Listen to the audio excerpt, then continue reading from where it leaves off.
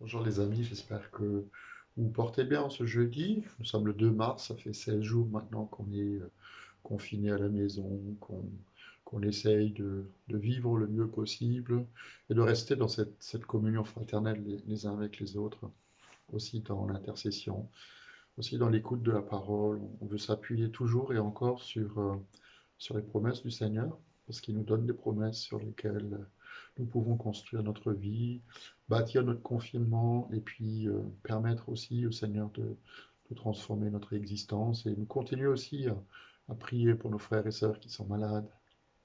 Continuons à nous porter les uns les autres devant le trône de notre Dieu, et puis prier pour que la plaie recule, que les choses aillent de mieux en mieux. Il y a une toute petite lueur d'espoir, en tout cas pour l'Alsace. Et on va être reconnaissant pour ça, mais il ne faut pas qu'on laisse le combat de côté. Il faut qu'on continue encore et encore et encore à frapper à la porte du ciel. On a vu hier dans le psaume 23, tu me conduis dans les sentiers de la justice à cause de ton nom.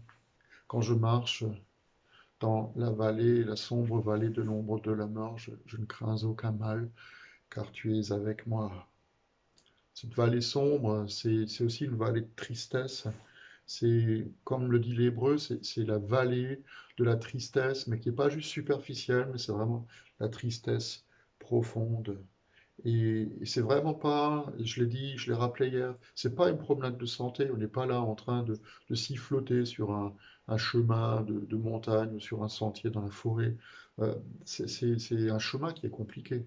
C'est un chemin qui est difficile. Déjà, il y a la mort. C'est une expression qui quand même fait beaucoup peur. On scrute avec peut-être attention ou peut-être moins d'attention, mais peu importe. Mais on scrute le nombre de décès tous les jours aussi en France et c'est des chiffres qui angoissent un peu. C'est des chiffres qui font peur de voir que jour après jour, le cortège de ceux qui décèdent de la maladie augmente. Et en même temps, on, on veut croire que dans ce lieu qui est sombre, qui est une vallée qu'il faut traverser, je rappelle qu'une des routes qui descend de Jérusalem à la mer Morte, on l'appelle la vallée de l'ombre. C'est que c'est là, dans cet endroit-là, que le Seigneur vient et puis il veut enlever la peur, il veut enlever l'angoisse de la mort. Ton bâton et ta houlette me rassurent et c'est vrai que le bâton du Seigneur, c'est pas juste n'importe quel bâton, c'est pas le bâton de berger de Justin Bridou, évidemment, mais c'est ce bâton qui est formé, en tout cas dans le monde ancien, qui est formé de la base, du tronc d'arbre et des racines, de la jonction entre les racines et le tronc. C'est l'endroit noueux, mais qui est solide. C'est dur comme de la pierre. Et, et ça en fait une arme puissante. Quand le Seigneur me dit, euh, quand je traverse, quand je marche dans la sombre vallée de l'ombre de la mort, déjà, il faut que je traverse, il faut que je marche, il ne faut pas que je reste assis dedans, mais je peux le faire parce que ton bâton me rassure. C'est une arme puissante. Rappelez-vous le psaume 89 que j'ai cité aussi, c'est le bras de l'Éternel, il est élevé, sa main droite, elle est haute, et il fait marcher devant lui sa justice, sa grâce, sa vérité, sa bonté. Et aussi la houlette aussi qui rassure. La houlette, c'est pas juste le bâton qui rassemble le troupeau avec une petite clochette au bout pour savoir que le berger il est là, qu'on reconnaît sa voix.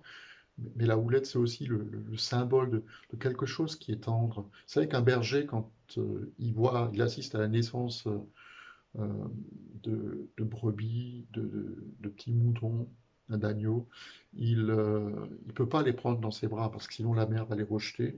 Et donc pour les toucher, pour les rassurer, pour les encourager, il utilise sa houlette pour que ce ne soit pas imprégné de son odeur à lui, mais en même temps que ce soit quelque chose qui rassure le petit. Et puis le psaume 23, David continue et il dit, tu dresses devant moi une table en face de mes adversaires. Quelqu'un a dit la semaine dernière, et je crois qu'il a raison, que nous sommes d'une certaine manière, il faudrait l'expliquer, mais c'est vrai, nous sommes d'une certaine manière hors de portée de l'adversaire. Ça ne veut pas dire qu'il ne peut pas nous toucher, mais on est hors de portée, parce que la chose, la pire qui pourrait nous arriver, c'est, à part tomber malade, c'est de mourir. Mais si nous mourons en Christ, nous sommes en Christ, donc il ne peut pas même dans la mort nous atteindre. Donc, juste qu'on le comprenne bien, je ne vais pas polémiquer et faire en sorte qu'on comprenne mal, mais on est hors de portée, il ne peut pas atteindre le fond de notre vie, même s'il peut nous faire du mal. Mais nous ne sommes pas hors de sa vue, et donc c'est important pour nous de dresser cette table. Et ça nous fait penser aussi, évidemment, à la Sainte Seine, euh, que l'image de cette table que le Seigneur dresse pour nous, c'est cette table qui fait face à l'adversité, quel que soit le nom qu'elle porte. Et, et c'est bon quand Jésus se met à table avec ses disciples, il sait ce qui est devant lui. Eux, ils soupçonnent qu'il y a des choses terribles qui vont se passer, mais ils ne savent pas vraiment quoi. Mais il se met à table avec eux, et en face, il y a l'adversité. En face, il y a la mort. Mais il mange avec eux, aussi pour leur donner du courage et leur donner de la force. Tu dresses une table devant moi en face de mes adversaires. Pour le roi David, en tant que berger, c'était l'image de ces pâturages qui sont assez élevés dans les montagnes et qui apparaissent après la fonte des neiges. Alors je sais qu'en Israël, il n'y a pas beaucoup de neige, mais en tout cas sur le mont Hermon, il y en a. Euh, mais ces pâturages sont là, c'est après l'hiver, il y a des verts pâturages qui sont tout nouveaux, et le berger, quand il y amène son troupeau avec la houlette qui conduit, avec son bâton, et il va nettoyer ce pâturage-là. Il y a plein de mauvaises herbes qui poussent, il y a des ronces, il y a des épines, il y a des buissons, il y a des choses qui sont peut-être même toxiques pour les moutons, mais le berger, il nettoie cette aire-là. C'est comme Jésus quand il dit, je viens pour nettoyer mon aire. Il prépare cette table, c'est lui qui la préside, il nous y invite, mais c'est lui qui la prépare. Nous n'avons pas forcément besoin de faire grand-chose. Il prépare la table. Il se donne lui-même pour nous. Il fait plein d'efforts. Quelqu'un a dit ça, c'est important. Il fait plein d'efforts pour nous, comme dans la Sainte Seine. Il se donne. Son corps rompu pour nous, le pain rompu pour nous, c'est son corps qui est donné pour nous. On élève la coupe du salut, mais la coupe du salut, c'est lui qui nous la donne, c'est son sang qui a été versé à la fois pour le pardon de nos fautes, mais aussi pour la guérison de nos maladies. Et il y a quelque chose qui est important, c'est que le roi David, en tant que berger, il savait, parce que c'était une coutume de ces temps anciens, mais qu'il est important de rappeler, il savait qu'il était interdit d'attaquer quelqu'un quand il est assis à table chez un invité. Et pour moi, c'est aussi cette image de la Sainte Seine. L'ennemi ne peut pas nous atteindre si nous sommes assis à la table de notre ami. Il n'a pas le droit de venir nous attaquer. Il est obligé de rebrousser chemin. Même si l'ennemi te poursuit, tu es en sécurité si tu es assis à la table de Jésus. C'est pour ça aussi qu'on vous encourage jour après jour à partager le pain et la coupe, de vous asseoir avec le Seigneur, même si on ne le voit pas, mais de s'asseoir avec lui pour partager le pain et la coupe et nous mettre à table avec lui pour que l'ennemi recule, qu'il ne nous atteigne pas. Jésus nous nourrit de sa grâce, mais il nous nourrit aussi de sa présence. Et il tient en respect notre ennemi, l'ennemi de notre vie. Il tient en respect et fait reculer les ennemis de notre âme. Il fait reculer ceux qui cherchent à nous nuire, ce qui nous fait peur et ce qui nous angoisse.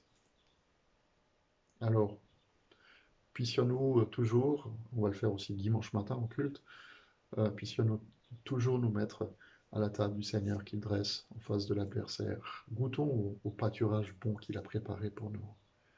Et on te dit merci pour ce cadeau merveilleux, Seigneur, que tu nous donnes, de nous rappeler que c'est Jésus qui a tout fait pour nous, qui nous donne tout, ce dont nous avons besoin, et qu'il nous garde dans sa main. Et on te remet chacun, chacune, Père, à ta grâce, à ton amour, que tu nous gardes en toi, que tu nous entoures par devant et par derrière, que tu mettes tes anges autour de nos vies, que le sang de Christ soit appliqué sur les poteaux et les linteaux des portes de nos cœurs, d'une manière symbolique évidemment, et que nous puissions tous les jours, même si on traverse la vallée de l'ombre de la mort, ne craindre aucun mal, parce que tu es avec nous, ton bras est élevé, ton bâton est puissant, ta houlette nous rassure, et c'est toi qui dresses la table.